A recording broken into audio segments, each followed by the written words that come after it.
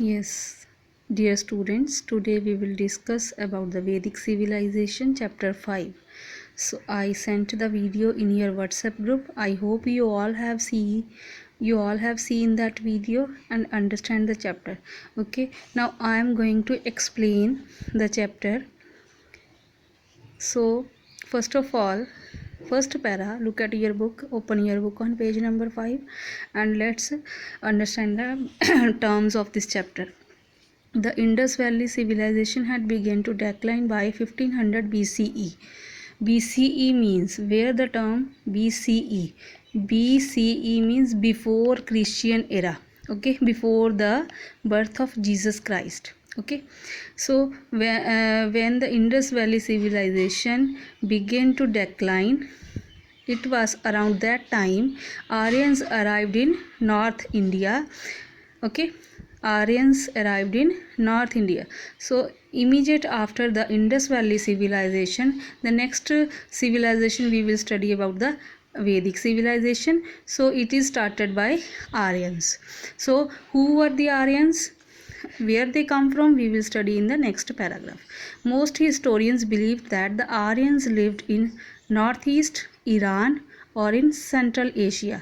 Okay, northeast. When you see the world map, northeast side Iran, so it is the part of Central Asia. So many historians believed that they lived in the central part of Asia, and due to the difficulties in their original homeland, difficulties may be due to the due to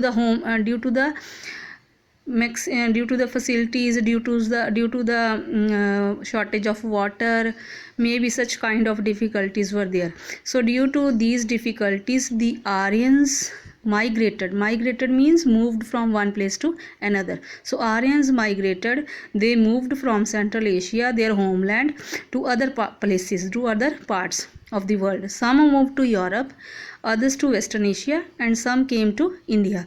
So here it is clear that the Aryan people moved to many parts of the world: Europe, Western Asia, and India. Some came to India. The Aryans who settled in India are known as Indo-Aryans. Okay, so now you have to learn the term Indo-Aryans. Okay, Indo-Aryans. The Aryans who settled in India are known as Indo-Aryans. So next, they perhaps came in small groups over an extended period of time. So since the Vedas are, so how we came to know how these all the facts came to us. So first of all, the Vedas are our chief source of information. Vedas are the four religious books of Hinduism. So these four books, these four Vedas are the main source of information of this period. Okay, so it is then next, archaeological excavations. Archaeological excavation means archaeological things, means the things remains of the past. Okay, pottery items, then broken houses and such things. Okay, so these archaeological excavations at Hastinapur and Atranji Kheda in North UP have also yielded valuable clues about the Vedic age. So two sources are there. First, literary sources. Literary means written. Written is Vedas. Second is archaeological sources. That is the study of the remains of the past, means study of the things. So these are the two sources. Next, Vedic text. The word Veda means knowledge. Veda means knowledge. The Aryans composed four Vedas. Already we have discussed here. Four Vedas. Name the four Vedas are Rig Veda, Yajurveda, Samveda, and Atharva Veda. So these are the four books. These are the Vedic text. These are four Vedas. First Veda is Rig Veda. So Rig Veda is the oldest. Okay. These all are written in Sanskrit language. These all are written in Sanskrit language.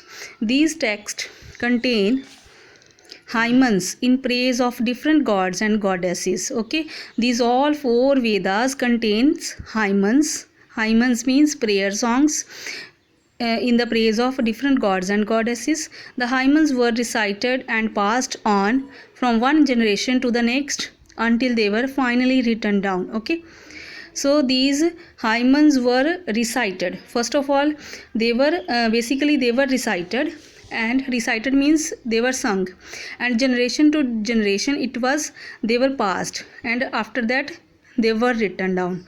So the next one, the Brahmanas, the Upanishads, the two epics Ramayana and Mahabharata, and the Puranas give us information about the Aryans. So these are the literary sources of Vedic age. Okay, literary sources of Vedic age.